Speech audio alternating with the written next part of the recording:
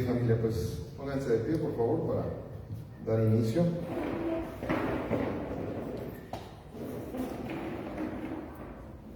Señor mi Dios, te damos muchas gracias, bendito Padre Celestial. Gracias por esta tarde en la cual nos has dado el permiso, la oportunidad y el privilegio de poder acudir a este recinto, Señor, en donde cada que nos reunimos, venimos con la intención de glorificar tu bendito y santo nombre, Señor. Con la intención, Señor, de aprender, de edificarnos, Señor, en la historia y de edificarnos en todo lo que este seminario nos esté trayendo, para que cada uno de nosotros podamos tener las herramientas y las armas necesarias, Señor, para pelear la buena batalla, mi Dios. Nos ponemos en tus benditas y preciosas manos, en el nombre precioso de tu Hijo amado, nuestro Señor y nuestro Salvador, Cristo Jesús. Amén, amén y amén. Ok, vamos a... Ahí está ya la carátula de nuestro taller del día de hoy. Bueno, pues hoy vamos a ver uno de los temas más importantes de la Reforma. Hace 8 días, bueno, desgraciadamente no pude presentar bien todas las diapositivas, pero sí se las mandé ahí al grupo, ¿verdad? Sí las recibieron. Y gracias a Dios ya arreglamos el cañón, entonces, primeramente Dios, ya no vamos a tener complicaciones con ello. Pero ya ven que la semana pasada pues vimos de cómo inició precisamente en Alemania la Reforma protestante y algo que surgió, una base doctrinal que surgió de la Reforma protestante. Todos los que están aquí ya lo saben, pero muchos de los que nos van a ver por internet no lo saben. Una de las cosas más importantes fueron estos 5 pilares doctrinales, que fueron las 5 solas de la Reforma protestante, que es precisamente el tema que vamos a ver en este capítulo número 2 de este seminario. Recuerden que el seminario se llama La Historia de la Iglesia Moderna. Como dice aquí, es un taller de seminario. El estilo que se lleva a cabo en este taller que vamos a tener es un estilo histórico, reformador. El autor es un servidor y es nuestro capítulo número 2 de la Historia de la Iglesia Moderna. ¿Ok? Y vamos a la introducción.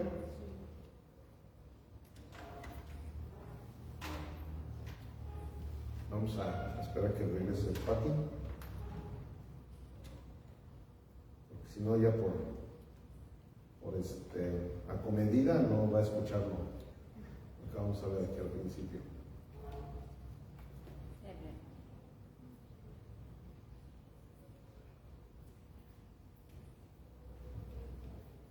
Ok. Bueno, introducción. La Reforma protestante fue un movimiento del siglo XVI que buscó volver a las raíces bíblicas de la fe cristiana. Las 5 solas surgieron como el resumen doctrinal de la Reforma protestante del siglo XVI, cuando los reformadores como Martín Lutero, Juan Calvino, Ulrico Zwinglio y otros comenzaron a confrontar los errores teológicos y abusos de la Iglesia Católica Romana. No aparecieron todas juntas desde el inicio, sino que fueron formándose progresivamente a lo largo del movimiento reformador, hasta consolidarse más tarde como una síntesis de los principios fundamentales de la Reforma.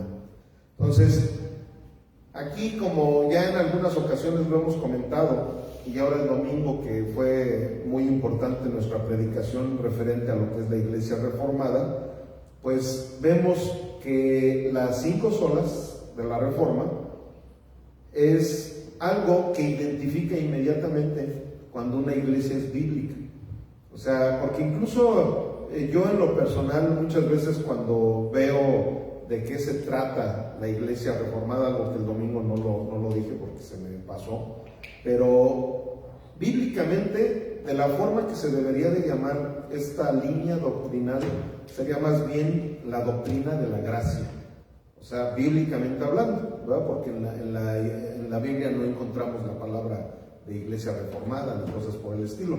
Sin embargo, algo que realmente nosotros podemos detectar de todo lo que surgió en el corazón de Martín Lutero, lo que surgió desde antes de Martín Lutero, vayámonos casi desde el principio, cuando se empezaba a deformar la doctrina bíblica, con Agustín de Hipona. Agustín de Hipona, vemos que algo que resaltaba mucho de la Sagrada Escritura era precisamente la doctrina de la gracia. Entonces los reformadores, ya posteriormente también como un Juan Knox, un Juan Calvino, o sea, todo lo que se refiera a la doctrina reformada o a la doctrina bíblica, vamos a ver que lo que se exalta siempre de la doctrina bíblica es la gracia.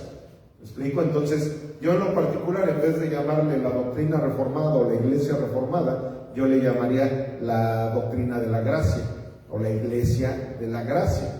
Por eso el nombre de nuestro ministerio, Redención por su gracia. Entonces, si nosotros nos ponemos a ver, la gracia de nuestro Señor Jesucristo está siendo exaltada a través de estas 5 solas o de estos 5 pilares, como le quieran llamar. Entonces, aquí sola, ¿por qué se le llama? Porque está hablando de algo radical, algo en donde dice solamente de esta manera es como puede ser salvo, solamente de esta manera es como puede ser cristiano, solamente. ¿Me explico? Entonces, a eso es a lo que se refiere lo de las 5 solas. Pero entonces, esto es algo básico. Miren, cuando luego han venido, tenemos aquí reuniones pastorales, algunos pastores que tienen sana doctrina se percatan de que tenemos las 5 solas por aquí impresas en algunas lonas y se acercan y nos llegan a decir, oye, dice, aquí por esta región yo no había visto que alguien tuviera como base doctrinal las 5 solas. Y sí, les digo, pues sí, es que desgraciadamente no hay iglesias reformadas en estas regiones. Y dice, no, pues la verdad, felicidades, sí, porque la verdad, no, digo, es que realmente todos las deberíamos de tener. Sí, no, sí tiene razón, pastor, sí, digo, es que, o sea, ¿por qué se olvidan de las 5 solas muchas denominaciones? Porque no quieren que la Biblia sea la que esté llevando sus doctrinas de una manera radical, como debe de ser, totalmente bíblico. Por eso, es más, pasan estas fechas y es raro que veas que alguien esté haciendo tanto énfasis, que octubre, el mes de la Reforma. Es más, mucha gente ni sabe que el 31 de octubre es cuando se celebra la Reforma Protestante. Por desconocimiento o porque incluso muchos ni siquiera quieren abrazar la Reforma. ¿Por qué? Porque ellos saben perfectamente que ya se deformaron también. Ellos ya nada de la... Es que dicen, no, ¿cómo solo escritura? Si luego y el profeta que viene cada año aquí a decirnos lo que tenemos que hacer en nuestra iglesia, entonces ya no es solo la escritura, es solo la escritura, pero también más ¿cómo se llama? El profeta, ¿verdad? Que va a venir de tal nación, ¿verdad? Porque aparte de todo, les encantan así los profetas que vienen de otros países o de otras ciudades. O la orden del apóstol. Ándale, o va a venir nuestro apóstol. Y nuestro apóstol es el que nos va a decir cuál es la visión para este año. Es más, como normalmente va hasta de la mano apóstoles y profetas, y como nuestro apóstol también es nuestro profeta, él va a venir a decirnos la visión que tenemos que tener para este año. Entonces, por eso es que muchos de ellos dicen, no, hombre, ¿para qué nos ponemos a hablar de las 5 solas si nosotros no las estamos llevando a cabo? ¿Sí me estoy explicando? Entonces, por eso es que en muchos lugares, desgraciadamente evangélicos, se ha perdido la pasión porque las 5 solas sigan siendo la base de la doctrina de muchas iglesias. Ok, vamos a ver el contexto histórico. Contexto histórico. La iglesia medieval estaba plagada de abusos, indulgencias y enseñanzas contrarias a la palabra de Dios. Todo eso ya lo conocemos. Ahí estamos encontrándonos con una fotografía de un hombre llamado John Texel. Sí hablamos de él en el trayecto de los capítulos anteriores, pero así como que muy de pasadita. Pero John Tetzel era un sacerdote católico que por el Papa León le encargó que a través de las indulgencias él llegara a estar sacando dinero para poder terminar de hacer ¿cómo se le llama? Catedral, o la que está en el Vaticano, en San Pedro, la catedral, ¿verdad? La catedral de San Pedro. Para poder terminar la catedral de San Pedro les hacían falta muchos recursos, porque recuerden lo que estuvimos viendo, que ya a finales de la iglesia medieval ya estaba decaída, ya estaba decayendo la iglesia católica, ya no tenían los mismos recursos que tenían en el siglo XIII, en el siglo XII. Ya en el siglo XV ya ellos empezaban a tener una decadencia económica, de poder y todo lo que ya estuvimos viendo. Entonces, en base a esa situación, ¿qué estaba sucediendo? Que el Papa dijo, pues voy a buscar a alguien que se encargue de hacer lo necesario para sacar muchos recursos. Y por eso fue que aquí John Tetzel empezó a estar haciendo una peregrinación ahí por toda Europa, y él llegó a decir frases, para que se den una idea. Creo que en la película, no sé si lo alcanzaron a ver, pero hubo una frase tan asquerosa que decía: con estas indulgencias que yo tengo aquí, hasta alguien que haya violado a la Madre de Dios saldría del purgatorio. O sea, imagínense qué frases tan diabólicas decía este tipo. Ese que ahí se ve, miren, ese que está ahí levantando la mano, es el famoso John Tetzel. Entonces, esas aberraciones eran las que promulgaba este cuate, y llegaba, y entonces imagínense, la gente bien ignorante decía: no, pues yo quiero una indulgencia. Y es que aparte no solamente ustedes van a salir del purgatorio, no solamente ustedes, sino también sus familiares, su abuelita que está ahorita en el purgatorio, su papá, sus tíos, van a salir de ahí del purgatorio.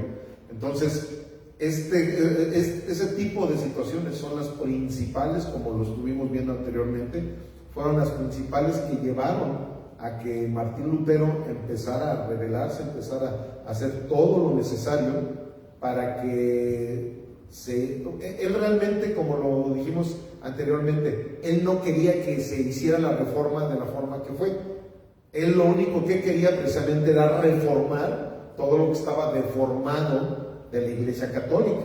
Sin embargo, bueno, pues ya porque las cosas se fueron dando así, pues como lo vimos también, políticamente hablando, pues sí era necesario, la verdad, era muy necesario que se llevara a cabo esa matanza incluso que llegó a haber. ¿Por qué? Porque en ese entonces, si no era de esa manera, la gente no entendía, los imperios no entendían. Si no era de una manera bélica, no lo querían entender. Ellos, desgraciadamente, se tenían que regir a base de situaciones ya bélicas, ¿no? Como estuvo sucediendo en esos momentos. Ok, vamos a nuestra siguiente diapositiva. Pastor. Sí, ahí está el micrófono, Richard, para que se oiga en el video.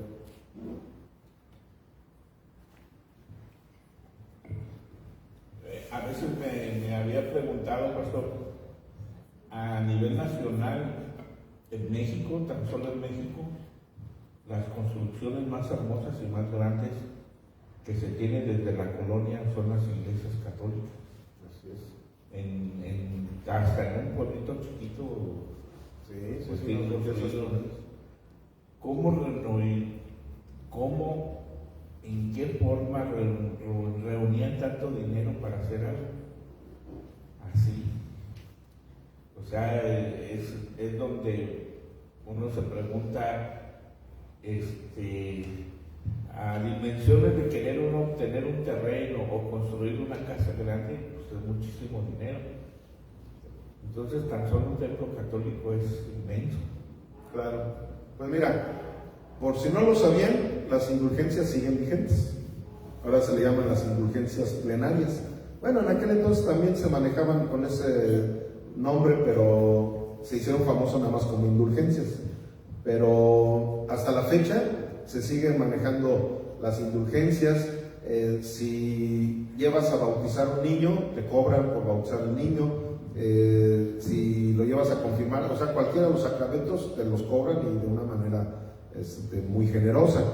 Y aparte, en algunos pueblos, a lo mejor donde todavía no se recauda lo suficiente para levantar un templo, ahí sí tienen apoyo, ya sea de la diócesis, ya sea del mismo Vaticano, ya sea de alguna ciudad que esté cerca de donde se va a levantar ese templo. Pero en la mayoría del mismo pueblo es de donde sale todo lo necesario para poder. Ahora, ellos también tienen mucho eso de hacer sus fiestas a los santos. Entonces, cada fiesta, no, hombre, recaudan muchísimo dinero también. Se dice una vez que un periodista dio una nota que en los últimos momentos de la muerte de Cantinflas, le hablaban acerca de cómo fue su vida de artista, de mujeriego, de todo lo que hizo y fue. Y dice que donó cantidades sumamente muy fuertes a la iglesia. Sí. Que es una forma de que él fuera más perdonado en el purgatorio. Sí. Pues es que tienen esa idea. Así es, tienen esas ideas de que mientras más dinero den a la iglesia, van a tener un mejor lugar en el cielo.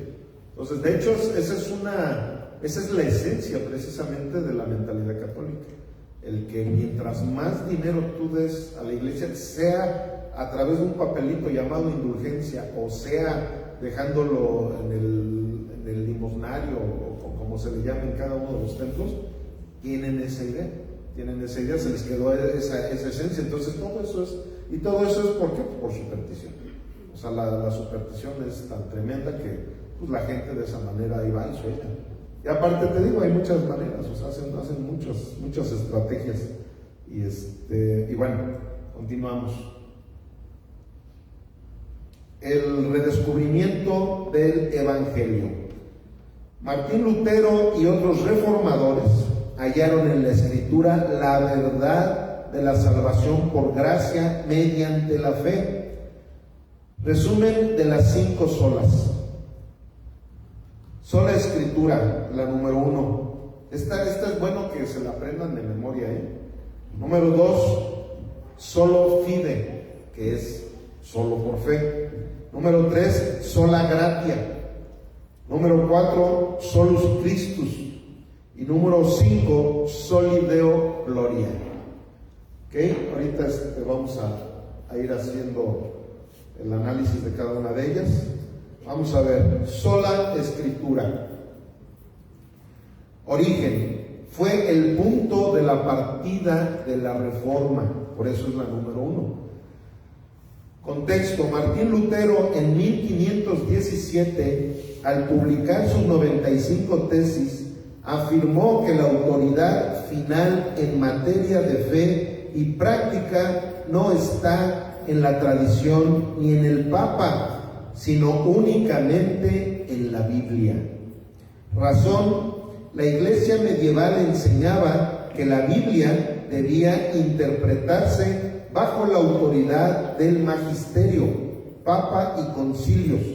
Los reformadores responden que la palabra de Dios es suficiente, clara y suprema. Texto bíblico: toda la Escritura es inspirada por Dios. Segunda de Timoteo 3:16 al 17.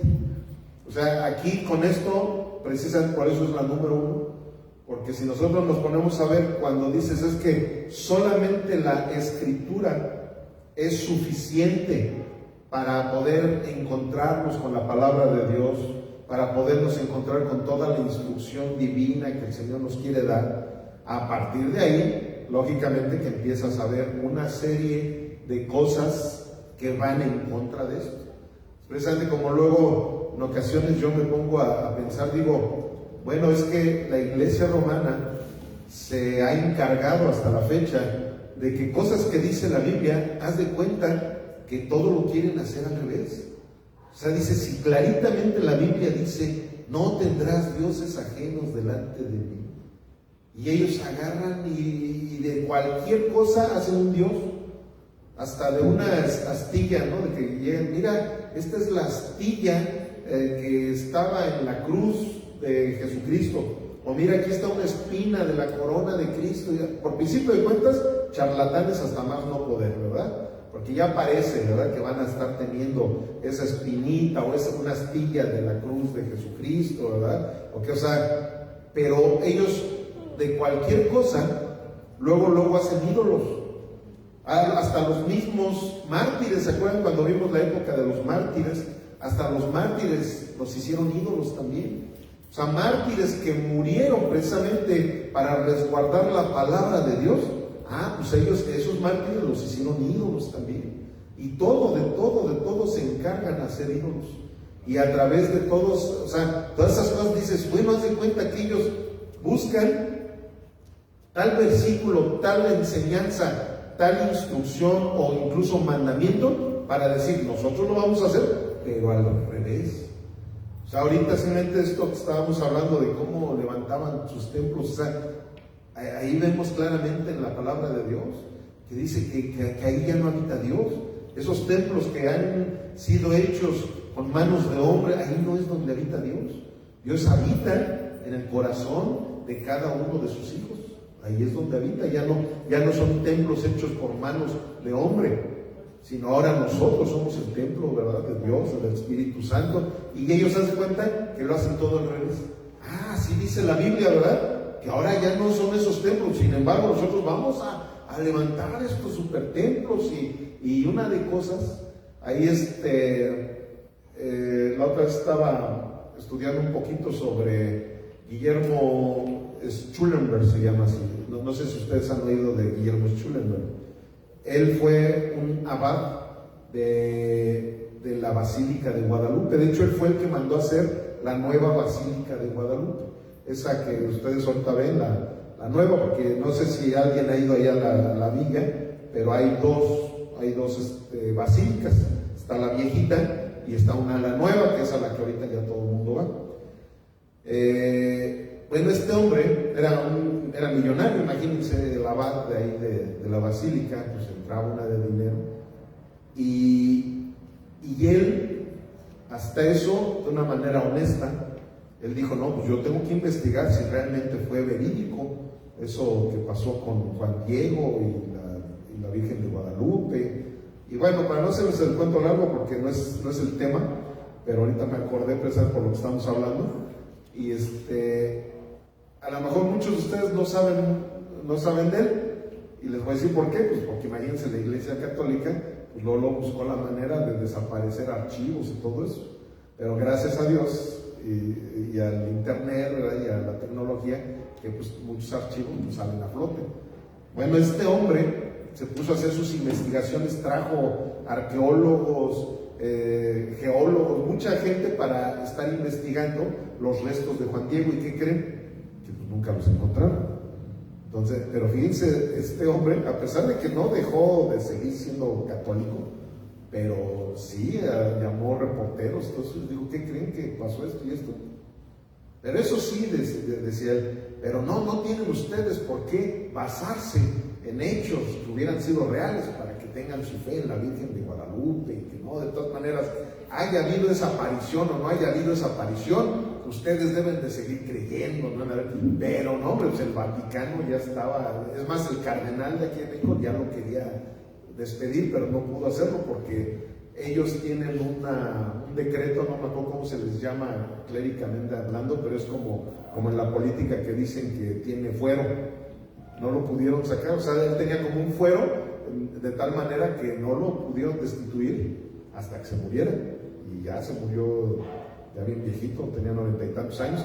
Pero luego incluso también siguieron en la investigación y se dieron cuenta de que ese ayate era una pintura, no era algo milagroso, no era algo divino. Es más, él mismo por eso empezó a hacer tantas investigaciones, porque él mismo pues mandaba traer a alguien que estuviera restaurando cada año esa pintura. ¿Me explico? Pero bueno, toda esa situación, a pesar de todo lo que descubrió este hombre, murió siendo católico. Y así les pasa a muchas personas, a pesar de que corroboran tantísimas cosas. Pero bueno, aquí la sola escritura precisamente nos lleva a que si tú eres verdaderamente hijo de Dios, tú no te vas a apartar de la escritura. Si la escritura lo dice, eso es lo que debo de hacer. Y la iglesia romana hacía todo lo contrario. La iglesia romana te dice que cuando tú estás ministrando, haz de cuenta, la Biblia me manda a que yo ahorita, y bueno, no tanto ahorita porque esto es una simple enseñanza, ¿verdad? Pero cuando yo estoy los domingos ministrándolos en el culto, yo no debo de traer nada arriba de mi cabeza. Eso es una afrenta a Dios. ¿Me explico?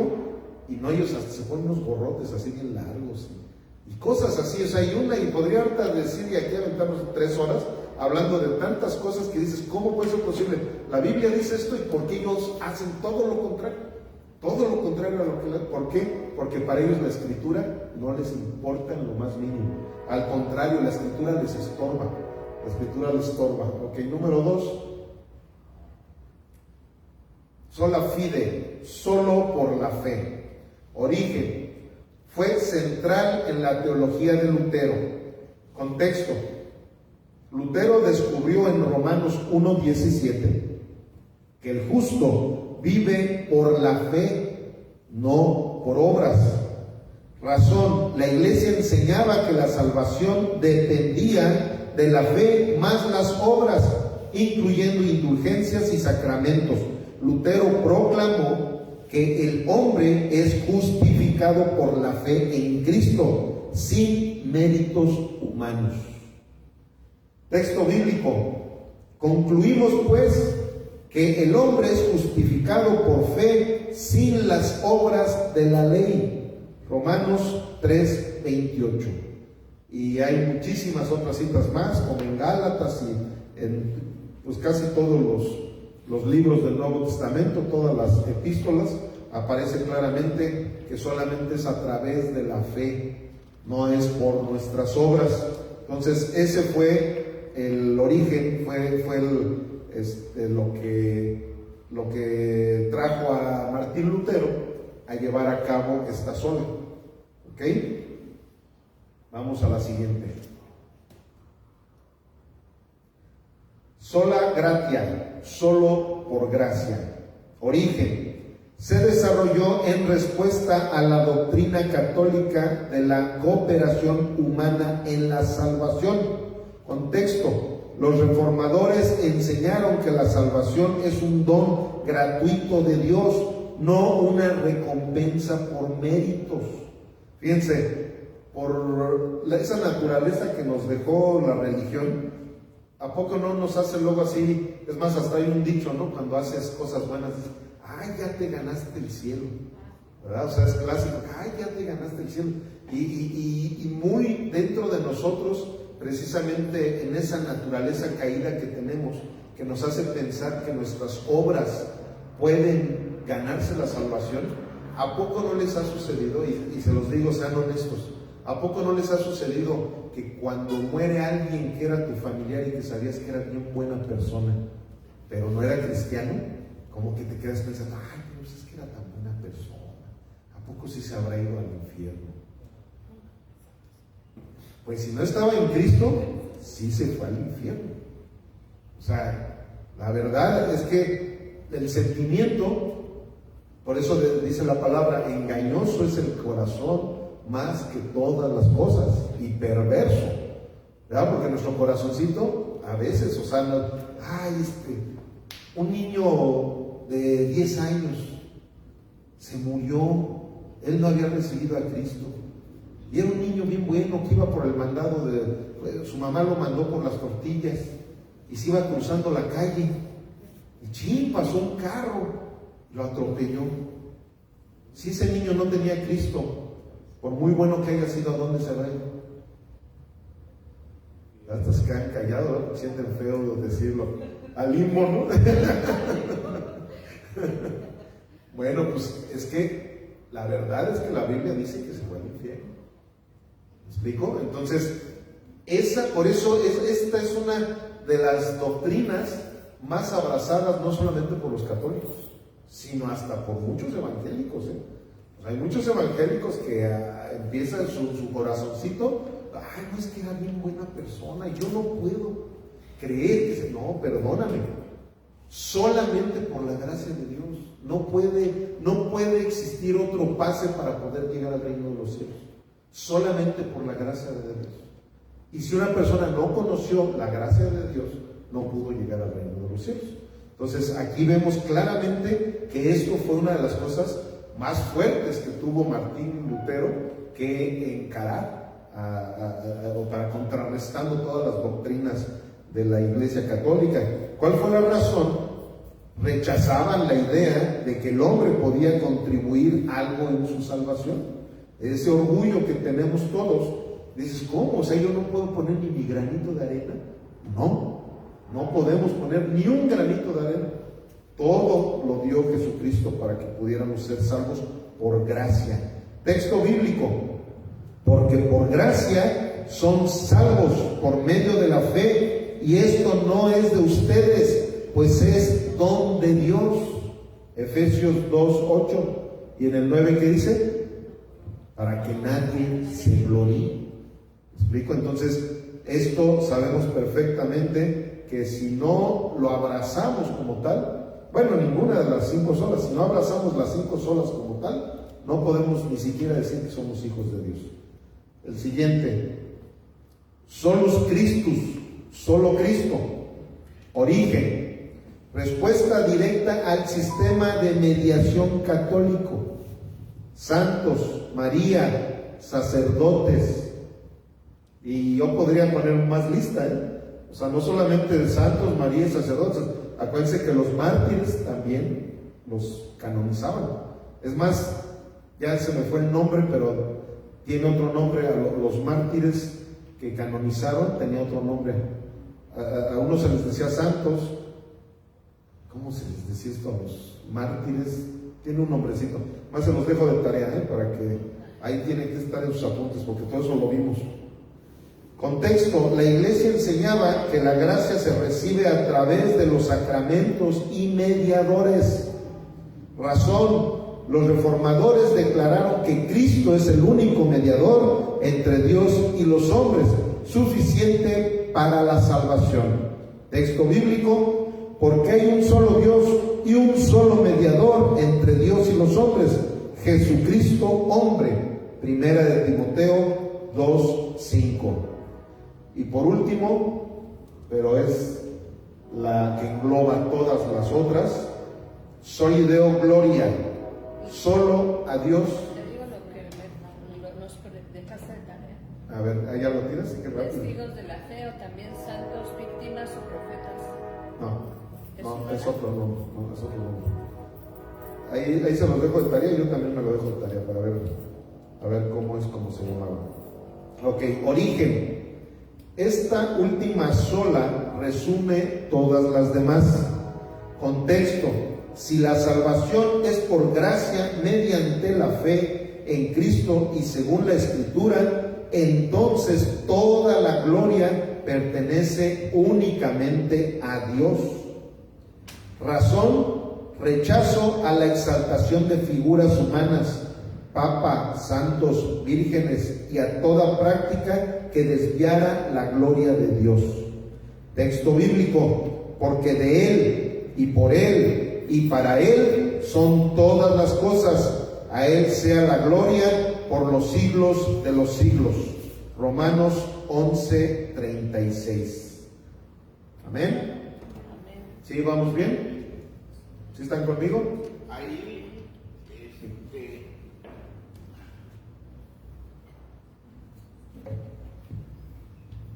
en una ocasión, una persona que iba a los encuentros católicos de renovación, ¿no? Y decía que una vez al mes sacaban a una figura del Santísimo, y como que la gente se emocionaba bastante y era algo muy, muy sagrado. Yo no lo entiendo mucho qué es, solo me imagino que era como una figura de oro no sé si era una copa o algo así como un sol. Es que el Santísimo es la Eucaristía. Y para ellos, acuérdate que tienen la doctrina de la substantiación, substantiación, que parece trabalenguas, más que yo no soy bueno para los trabalenguas. La doctrina de la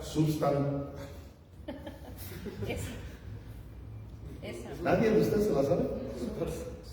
Substantiación. Bueno, ¿qué quiere decir eso? Que la hostia, hasta parezco español, ¿verdad?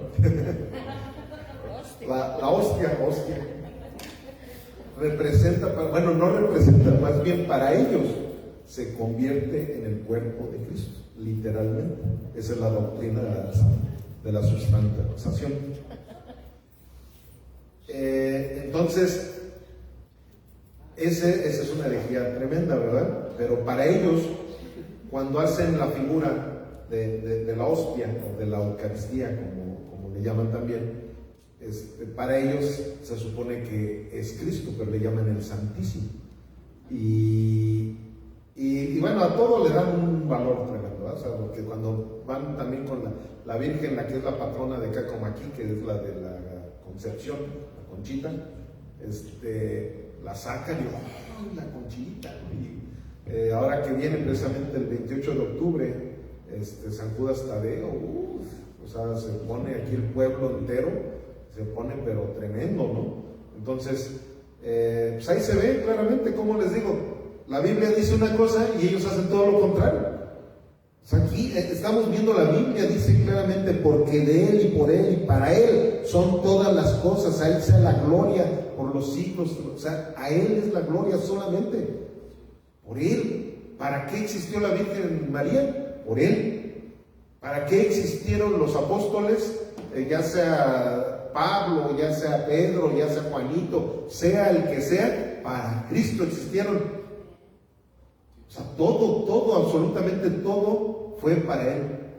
Pero todas esas criaturas, todos esos servidores que fueron para Él, el católico se encargaba y se sigue encargando de exaltarlo igual como si fueran dioses o hasta por encima.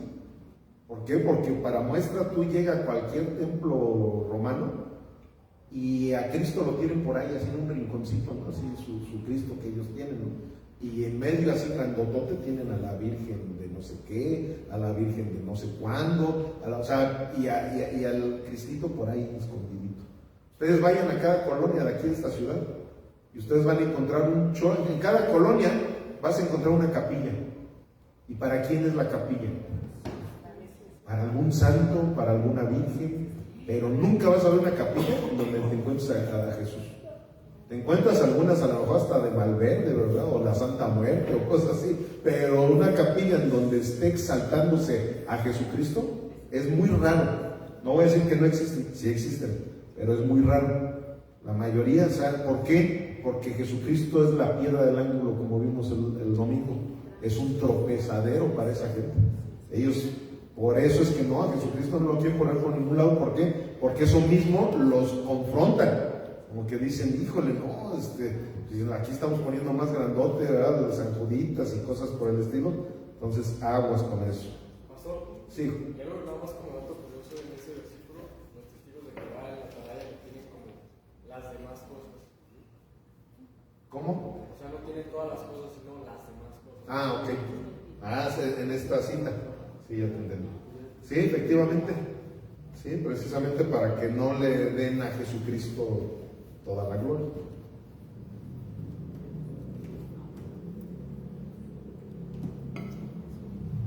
Ok, continuamos, ya estamos casi terminando.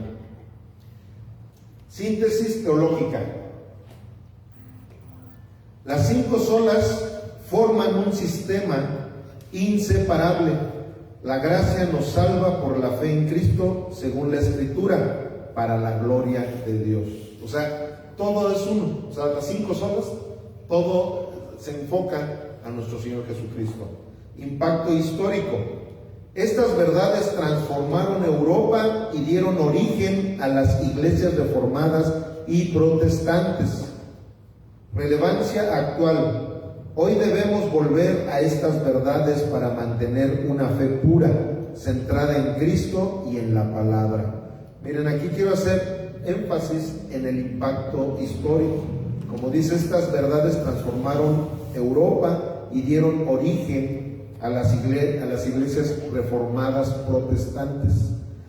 Nosotros debemos de entender algo, familia, y lo quiero aclarar de una vez, porque si no, como nuestra naturaleza caída es luego caer en idolatría, a veces hasta nosotros como evangélicos podemos llegar a exaltar a alguien más de lo que debería.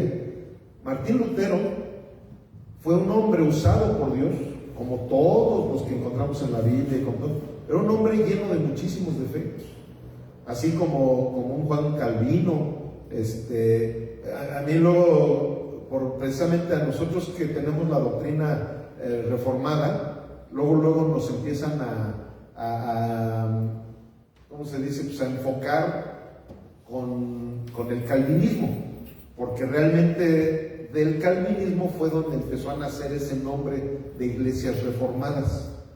Pero en realidad les voy a decir una cosa: ustedes han visto que yo haya bautizado a algún niño en esta iglesia, y Juan Calvino, es más, también Martín Lutero, ellos bautizaban infantes.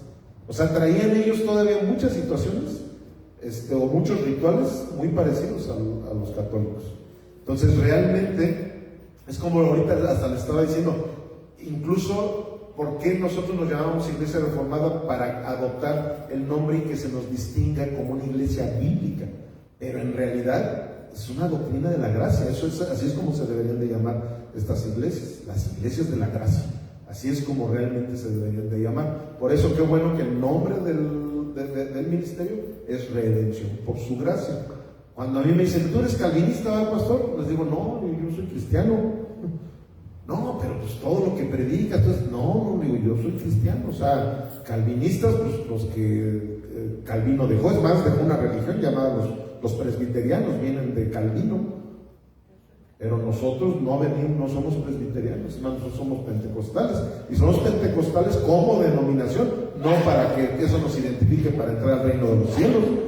Entonces realmente esto quiero aclararlo, porque habían una serie de situaciones. Es más, no sé si tengamos tiempo de hacer énfasis en muchas cosas, pero para que se den una idea, a lo mejor eso sí lo vamos a ver de hoy en ocho. En Suiza, cuando llega la reforma ahí en Suiza, que fue donde precisamente Juan Calvino ahí empezó a darse mucho a conocer, llegó un momento en que hubo ciudades enteras que se convirtieron al cristianismo, o incluso países, como en el caso de John Knox, precisamente no sé si fue John Knox, bueno, no me acuerdo, pero todo eso lo vamos a ver posteriormente. Hubo países enteros que se convirtieron al cristianismo así de una manera radical, pero ¿qué creen? Que empezaron a tener una manera, incluso calvinistas, empezaron a tener una manera muy similar a la Iglesia Católica cuando la Inquisición. Ellos empezaban también a matar gente cuando no creían en sus convicciones. Hubo un caso de que, porque un grupito que no creían en la Trinidad, y los calvinistas se encargaron de quemar a esas personas. ¿Sí me estoy explicando? ¿Y qué creen? Que Lutero, cuando escuchaba cosas, oye, ¿qué te parece? Mira, están matando en tal lugar y en tal lugar. Decían, qué bueno, se lo merecen. O sea, Lutero tenía la suya, tenía unas cosas también tremendas. O sea, todo esto lo estoy diciendo y está quedando grabado precisamente porque luego el católico, con justa razón, dicen, no, sí, es más, algunos católicos tienen la idea o se creen ellos solitos sus mentiras de que Martín Lutero se hizo papa de los protestantes. No, es que él es el papa de los protestantes. Pues vimos algo ahí en el Face de un cuate que empezó a debatir ahí con nosotros y nos empezó a, ¿sí lo viste? Nos empezó a decir que Lutero era el papa. Por eso quise ahorita aclarar todo eso, porque hay veces que sí, hay gente que empieza a caer también en idolatría con todos estos personajes. Hay gente que defienden a Lutero y a Calvino pero no, eran seres humanos como todos nosotros. Eran seres humanos bien imperfectos y a veces hasta más que nosotros nunca mataríamos por estar defendiendo a la redención por su gracia. ¿Me explico? Y sin embargo ellos empezaban a hacer cosas en las cuales dice, fíjate, ellos que criticaron y que reformaron precisamente el evangelio en el mundo antiguo, y ellos empezaron a hacer lo mismo que hacían los católicos en la Inquisición. Entonces, nosotros aquí estamos viendo lo que hizo Dios a través de esas personas. Realmente Dios, Él se encargó, como aquí lo estamos viendo, todo es por Él y para Él. Martín Lutero nació y tuvo las revelaciones, todo, ¿por qué? Porque Dios así lo quiso. Pero no porque a él, ya Martín Lutero era tipo Jesucristo, no, hombre, ni a Pablo le llegaban ni a los talones, ¿no? Entonces menos a Jesucristo. Entonces todo eso lo tenemos que entender claramente. Pues, sí. Y, por ejemplo, ¿qué opina usted? En una ocasión Kevin fue a un congreso misionero en Australia, donde se reunieron muchas personas de países con la visión de misiones. Entonces ahí ellos platicaban sobre que en el campo misionero se encontraban con misioneros de varias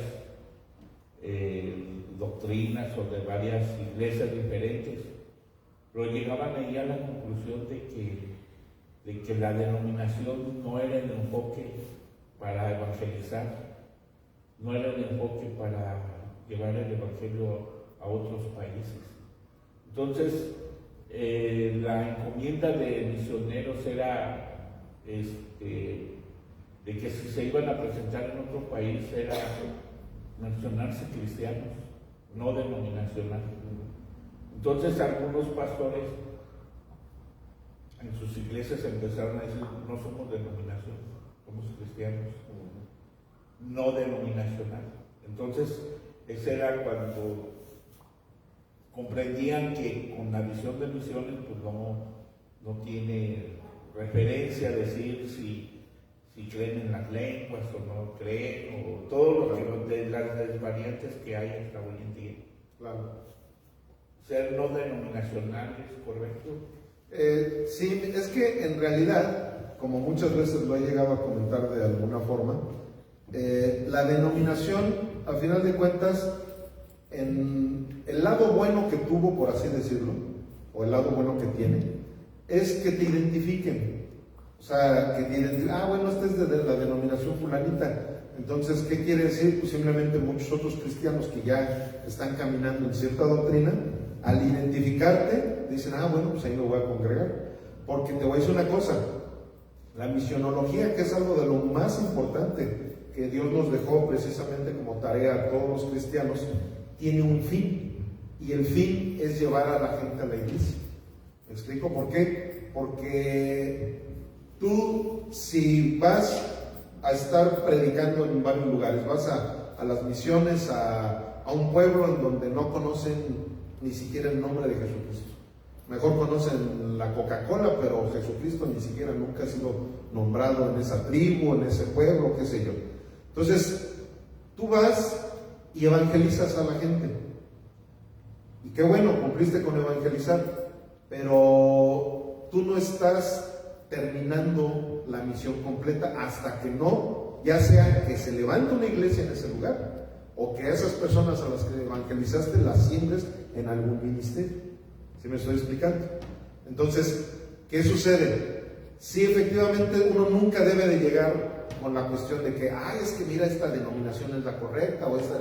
No, lógicamente que no vas a llegar con esa idea. Es más, de hecho, y eso lo vamos a ver posteriormente, cuando empezaron las misiones, ya de una manera fuerte en la época de la iglesia moderna, los católicos y los protestantes en esa área de la misionología no habían roces, es más, se ayudaban.